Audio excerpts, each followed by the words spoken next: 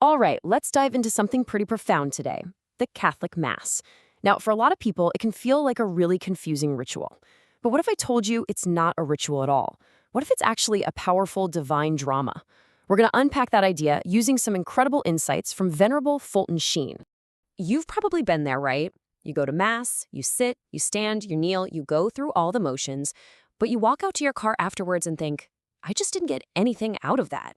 It's such a common feeling, but there's a really good reason why that happens. And Fulton Sheen hits the nail on the head with this one. He says the problem isn't the Mass, it's what we bring, or, well, what we don't bring to it. I mean, think about it.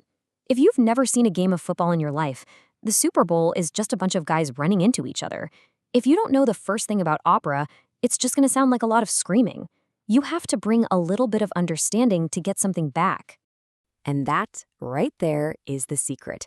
The Mass isn't a spectator sport. You're not supposed to be sitting in the stands just watching things happen. You're being invited to get on stage and become an actor in this incredible drama.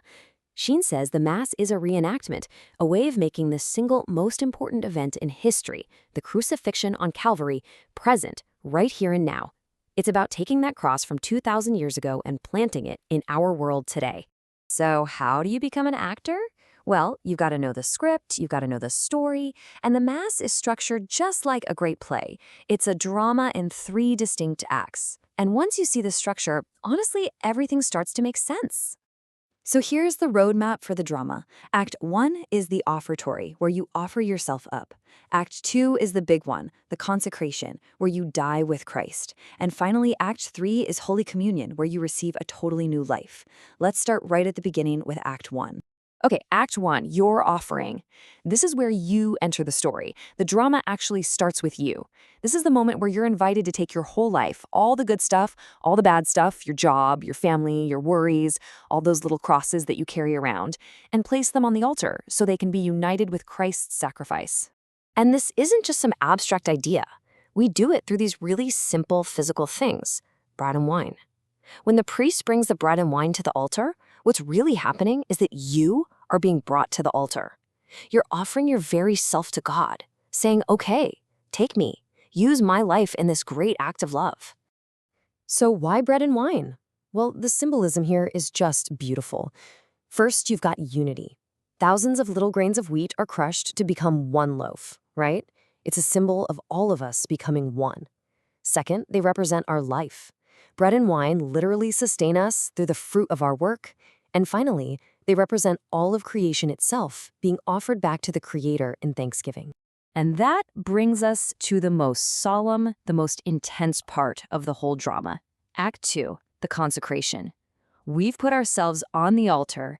Now we're invited to participate in the sacrifice itself. This is where the death of Christ on the cross becomes mystically present, right in front of us. So how does that even work? Well, think about it. On Calvary, how did Christ die? It was through the physical separation of his blood from his body. The Mass reenacts that moment, but in a symbolic, unbloody way. And the key is the separate consecration of the bread and the wine. That separation is everything. You have to listen really closely to the words the priest says. He doesn't say, this is my body and my blood all at once, because that would mean life, right? Body and blood together. Instead, he says, this is my body over the bread, and then, a moment later, this is my blood over the wine. That verbal separation is a mystical representation of the physical separation that brought about death. It's genius, really. So here's where you, the actor, have a crucial line. As the priest says those words, you're meant to say them in your heart about yourself. This is my body, all my work, all my struggles. This is my blood, all my love, my passion, my life. You're essentially saying, I die with you, Christ. I died my ego, my selfishness, my sin. And that leads us, powerfully, to the climax of the drama, Act 3.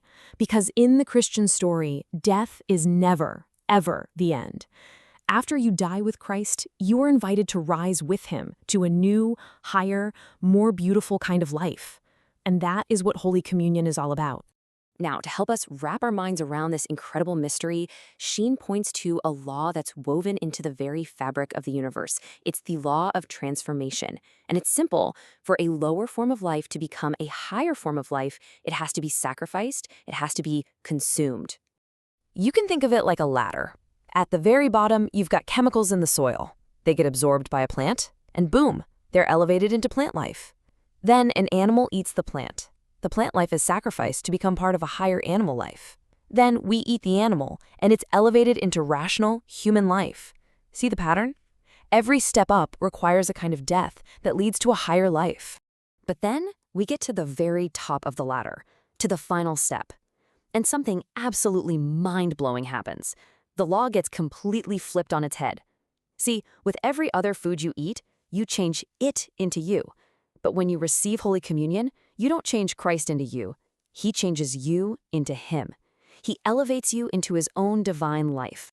And it all comes together in this one stunning paradox. Throughout all of nature, we see that we live by what we slay. We eat to survive. And in the spiritual life, this becomes perfect. We who, through our sins, are responsible for crucifying Christ, are now, through the incredible mercy of communion, invited to live by Him. So you see, the Mass isn't just a boring obligation. It's a drama. It's the greatest story ever told about sacrifice, death, and resurrection. And it's a story that you are personally invited to step into. The stage is set. The script is written.